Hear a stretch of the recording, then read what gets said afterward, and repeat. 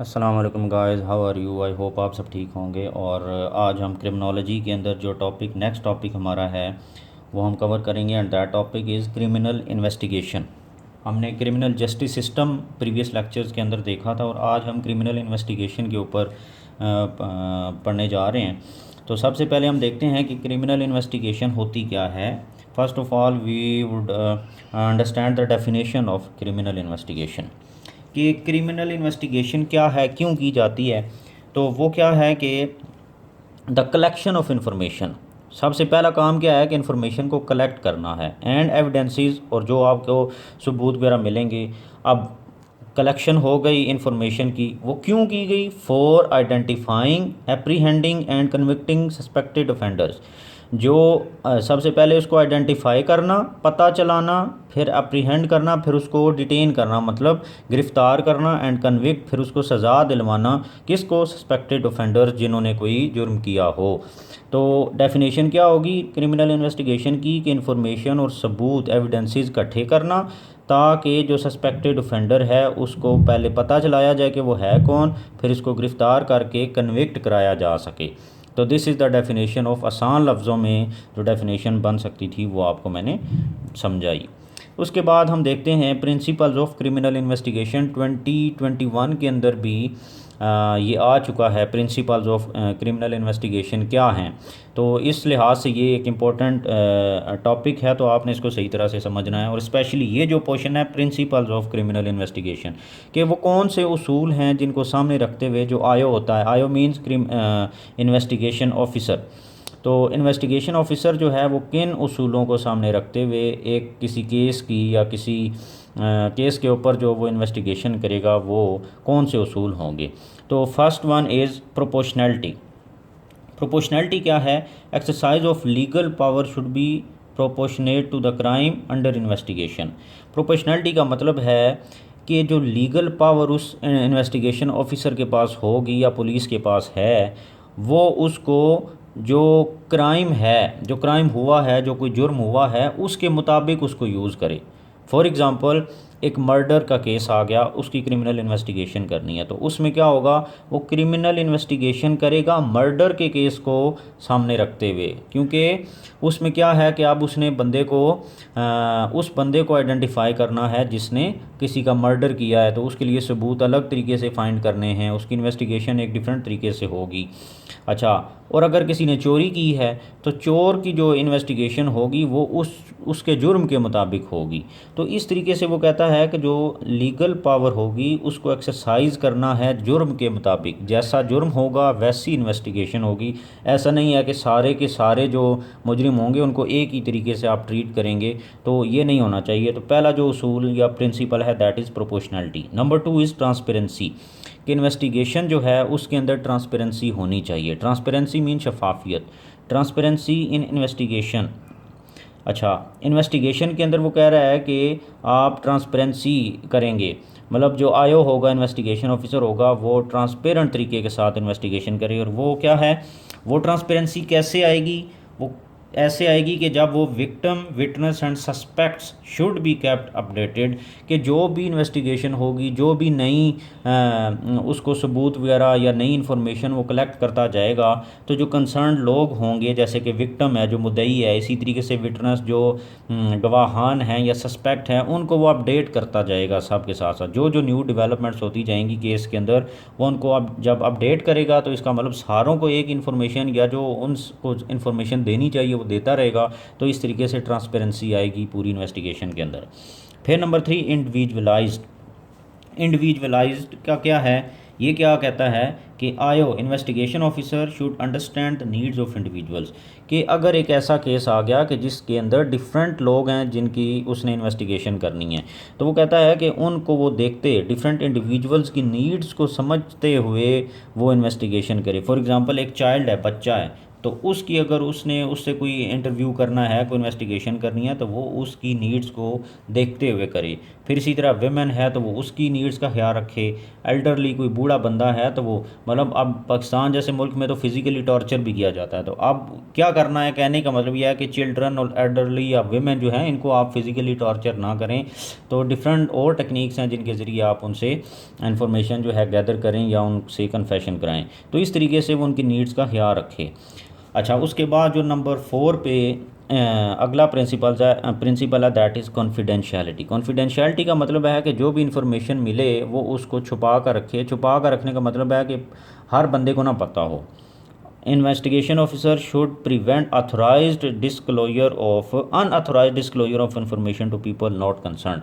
जो कंसर्न लोग नहीं हैं, जिनका कोई लेन देन नहीं है उस इन्वेस्टिगेशन या केस के साथ, तो उन तक कोई इन्फॉर्मेशन जो है वो नहीं पहुंचनी चाहिए जो जो उसने सबूत इकट्ठे किए या इन्फॉर्मेशन गैदरिंग की। क्योंकि अगर उन तक पहुंचेगी तो उससे क्या होगा, एक्सटर्नल इन्फ्लुएंस होगा केस के अंदर, और हो सकता है डिस्टॉर्शन ऑफ एविडेंस और इस तरीके के काम होना शुरू हो जाएं। तो इस वजह से वो कहता है कि तमाम जो डाटा होगा केस से या इन्वेस्टिगेशन से रिलेटेड, वो सारा का सारा कॉन्फिडेंशियल उसे रखना पड़ेगा। उसके बाद नंबर 4 है एक्यूरेसी। एक्यूरेसी क्या है, facts and information should not be distorted. कि जो जो उसको फैक्ट्स और इन्फॉर्मेशन इन्वेस्टिगेशन ऑफिसर ने कलेक्ट किए हैं वो उनको उसी तरीके से प्रेजेंट करेगा कोर्ट के सामने जो कि जैसे उसको मिले। कोई डिस्टॉर्शन या कोई उनके अंदर रद्दोबदल नहीं होनी चाहिए ओरिजिनल से, या जो जेन्युइन या फैक्ट जो था उसको बदला कर वो और चीज़ें केस के अदालत के सामने पेश करता रहे, तो ये गलत चीज़ है।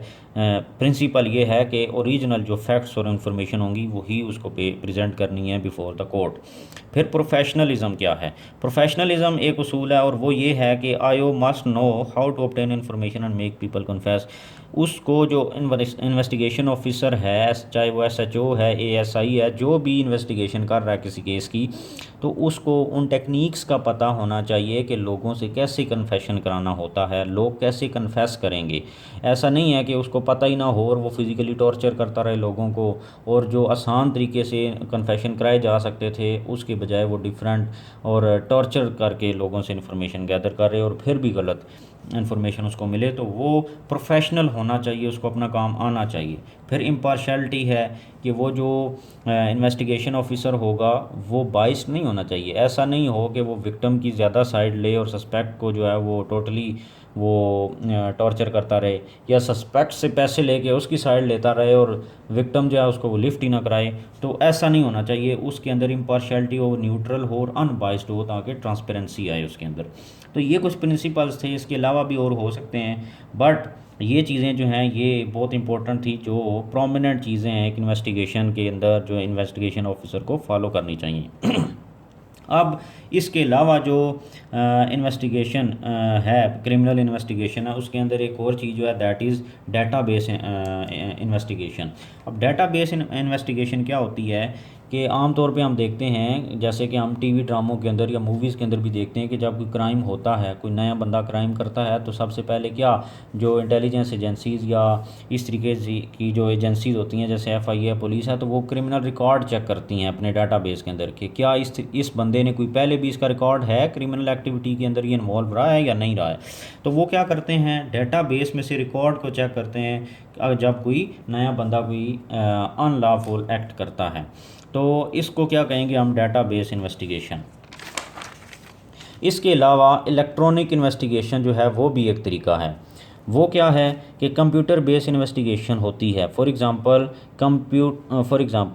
Computer is use to decrypt the encrypted data to obtain information. एक जो मकसद है इलेक्ट्रॉनिक इन्वेस्टिगेशन का वो ये है कि अगर कोई ऐसा डाटा पुलिस को या किसी इंटेलिजेंस एजेंसी को या इसको लॉ एंड ऑर्डर जो मेंटेन करने वाली एजेंसीज़ हैं जो किसी केस की इन्वेस्टिगेशन कर रही हैं, तो उनको कोई ऐसा डाटा मिला जो डिक्रिप्ट हुआ, इनक्रिप्टेड डाटा है, तो उसको वो डिक्रिप्ट करने के लिए कंप्यूटर या इलेक्ट्रॉनिक इन्वेस्टिगेशन को यूज़ कर सकते हैं। फॉर एग्ज़ाम्पल जैसे हमारा व्हाट्सएप के ऊपर डाटा जो होता है वो इनक्रिप्ट होके जाता है और फिर आगे जब रिसीवर को मिलता है तो वो डिक्रिप्ट हो जाता है। तो रास्ते में अगर उस डाटा को कोई मतलब कैच कर भी ले तो वो उसको उस फॉर्म में हासिल नहीं कर सकता, डिफरेंट उसके ऊपर कीज़ और कोड्स लगे हुए होते हैं। तो एक तो ये इलेक्ट्रॉनिक इन्वेस्टिगेशन है कि डाटा को डिक्रिप्ट करने के लिए।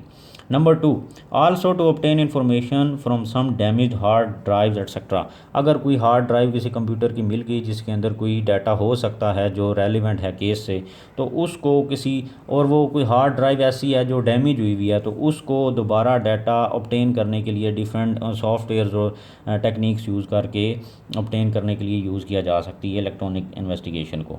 फिर it is also use to store and protect the evidences. फिर कंप्यूटर एक ऐसी चीज़ है जिसको हम यूज़ कर सकते हैं डाटा को सेव करने के लिए, प्रोटेक्ट करने के लिए। तो ये एक इलेक्ट्रॉनिक इन्वेस्टिगेशन का ये भी यूज़ है।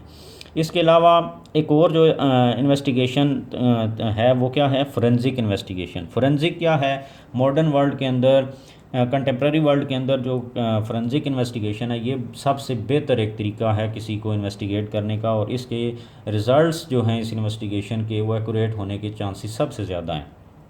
इसमें क्या होता है, बायोलॉजिकल एविडेंसेस इससे हासिल किए जा सकते हैं फोरेंसिक से। जैसे फॉर एग्जांपल रेप केसेस होते हैं, मोर देन 1, 2 और 3 people are involve in rape, तो उसमें क्या होता है डीएनए टेस्ट वगैरह और इस तरीके से करके तो वो हमें जो कल्प्रिट होते हैं, जो परपिट्रेटर होता है उसका पता चल जाता है। तो पाकिस्तान के अंदर बहुत सारे ऐसे केसेस हम देखते हैं टीवीज़ में और न्यूज़ हमें बता रहे होते हैं। फिर इसी तरीके से वेपन्स एविडेंसेस होती हैं। सम टाइम क्या होता है किसी बंदे को फायर लग गया, तो उसकी इन्वेस्टिगेशन के दौरान अब डॉक्टर क्या करता है, वो फोरेंसिक इन्वेस्टिगेशन करता है और उससे उसको पता चलता है कि ये फ़ायर किस जो है वो वेपन से लगा है, और उसके बाद ये कितने करीब या कितने दूर से, कितने फासले से इसको फायर किया गया। तो इस तरीके की जो इन्फॉर्मेशन है वो हमें फोरेंसिक इन्वेस्टिगेशन से, वेपन एविडेंसेस से मिलती है। फिर इसी तरीके से फिंगरप्रिंट, हम किसी भी चीज़ से अगर फिंगरप्रिंट उठाने और किसी ने उसको टच किया हो तो वहाँ से हमें ये प्रूफ मिल जाता है कि कौन कौन इसके अंदर इन्वॉल्व है। जैसे कि फॉर एग्जांपल गन के ऊपर से ही अगर हमने फिंगरप्रिंट उठाने हैं तो हमें पता चल जाएगा कि ये गन किसने यूज़ की। फिर ड्रग एविडेंसेस हैं, अगर किसी का टेस्ट करना है कि ये कोई ड्रग वगैरह लेता है कोई जो है वो क्रिमिनल, तो उससे भी हमें पता चल जाएगा, कोई भी बंदा। फिर जेनेरिक, इसके अलावा डिफरेंट ऑब्जेक्ट्स होते हैं जिनकी हम फोरेंसिक इन्वेस्टिगेशन करते हैं और उनसे हमें पता चल जाता है। तो ये कुछ डिफरेंट क्रिमिनल इन्वेस्टिगेशन की डिफरेंट चीज़ें हमने पढ़ी, डेफिनेशन देखी, प्रिंसिपल देखे और डिफरेंट टाइप्स देखी उसकी क्रिमिनल वो इन्वेस्टिगेशन की, या डिफरेंट टेक्निक्स आप कह लें जो हम यूज़ करते हैं डाटा या इन्फॉर्मेशन कलेक्ट करने के लिए। तो ये था हमारा आज का लेक्चर। नेक्स्ट लेक्चर के अंदर जो है वो हम क्रिमिनल इन्वेस्टिगेशन से रिलेटेड एक और टीक देखेंगे और उसमें टेक्निक्स ऑफ इन्वेस्टिगेशन देखेंगे। Thank you very much.